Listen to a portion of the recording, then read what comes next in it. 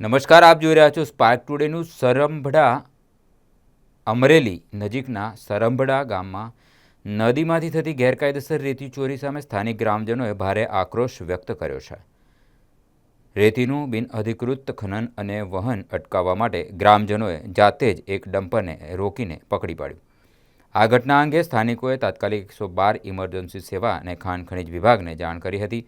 માહિતી મળતા જ પોલીસ ટીમ અને ખાણ ખનીજ વિભાગના અધિકારીઓ સ્થળ પર દોડી આવ્યા હતા અને પ્રાથમિક તપાસ હાથ ધરી હતી. વિભાગીય ટીમે કાયદેસરની કાર્યવાહી કરીને રેતી ભરેલા ડમ્પર સહિત આશરે 24 લાખનો મુદ્દામાલ કબજે કર્યો છે. ગ્રામજનોના જણાવ્યા અનુસાર વિસ્તારમાં લાંબા સમયથી ચાલતી રેતી ચોરી પર કાયમી રોક લગાવવા માટે તંત્ર દ્વારા કડક પગલાં લેવામાં આવે તેવી માંગ કરી રહ્યા. ભરતભાઈ બાવચંદભાઈ વોરા.